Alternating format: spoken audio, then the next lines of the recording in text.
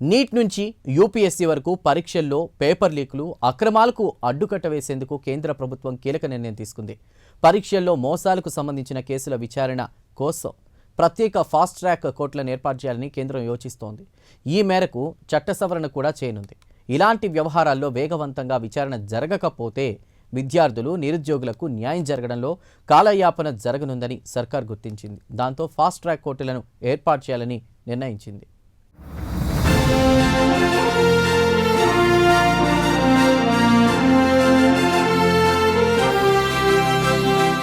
దేశవ్యాప్తంగా పోటీ పరీక్షల్లో వరుసగా వెలుగు చూస్తున్న పేపర్ లీకులు, పరీక్షా మోసాల ఘటనలపై కేంద్ర ప్రభుత్వం కఠిన చర్యలకు సిద్ధమైంది.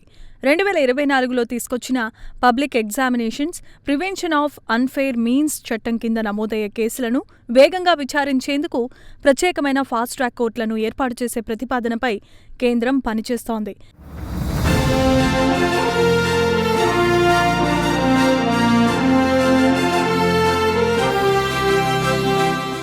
ఈ కోర్టులో నీట్, యూపీఎస్సీ, జేఈఈ, సీయూఈటీతో పాటు కేంద్ర ప్రభుత్వ నియామక పరీక్షలో జరిగే పేపర్ లీకులు, ప్రశ్నాపత్రాల అక్రమ రవాణా, ఇతర మోసాలకు సంబంధించిన కేసులను త్వరితగతిన విచారించే అవకాశం ఉంది. దీని ద్వారా నిందితులకు వేగంగా శిక్షలు విధించడం, పరీక్షలపై విద్యార్థుల విశ్వాసాన్ని పెంచడం ప్రభుత్వ లక్ష్యంగా ఉంది.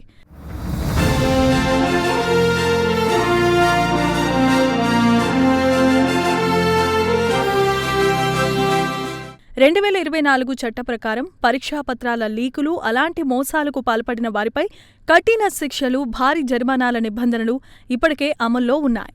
దేశవ్యాప్తంగా పోటీ పరీక్షల్లో పేపర్ లీకులు, అక్రమాలకు అడ్డుకట్ట వేసేందుకు కేంద్ర ప్రభుత్వం ఈ చట్టం అమల్లోనికి తీసుకొచ్చింది. ఈ చట్టం NEET, JEE, UPSC, CUET, SEC, railway recruitment board, banking ఇలా తదితర కేంద్ర ప్రభుత్వ ప్రవేశ నియామక పరీక్షలకు వర్తిస్తుంది. పరీక్షల నిర్వహణలో పారదర్శకతను కాపాడటం, పేపర్ లీకులు, సంఘటిత మోసాలను పూర్తిగా అరికట్టడమే దీని ప్రధాన లక్ష్యం. ప్రశ్నాపత్రాల లీక్, ప్రశ్నాపత్రాల కొనుగోలు, అమ్మకం, పరీక్షా కేంద్రాల్లో మోసాలు, కంప్యూటర్ హ్యాకింగ్, డిజిటల్ ట్యాంపరింగ్, సమాధాన పత్రాలు లేదా మెరిట్ జాబితాలో అక్రమ మార్పులు వంటి చర్యలను ఈ చట్టం కింద తీవ్రమైన నేరాలుగా పరిగణిస్తారు.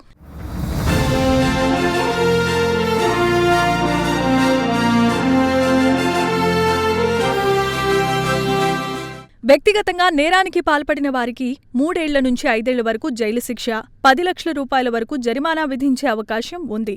పేపర్ లీకులు వంటి సంఘటిత నేరాల్లో పాల్గొన్న వారికి 5 ఏళ్ల నుంచి 10 ఏళ్ల వరకు జైలు శిక్ష, కనీసం ₹1 కోటి జరిమానా విధించేలా చట్టంలో నిబంధనలు ఉన్నాయి.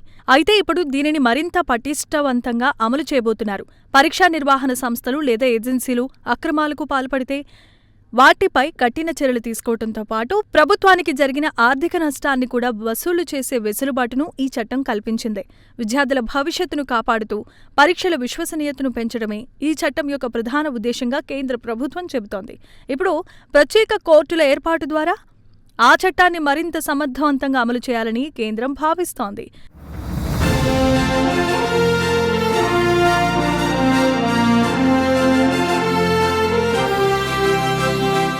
పోటీ పరీక్షల్లో అక్రమాలకు పూర్తిగా చెక్ పెట్టడంతో పాటు నేరస్తులకు త్వరగా శిక్షలు పడేలా న్యాయ ప్రక్రియను వేగవంతం చేయటమే కేంద్రం లక్ష్యంగా కనిపిస్తోంది. దీంతో దేశవ్యాప్తంగా పరీక్షల నిర్వహణలో పారదర్శకత మరింత పెరుగుతుందనే అభిప్రాయం సర్వత్రా వ్యక్తమవుతోంది.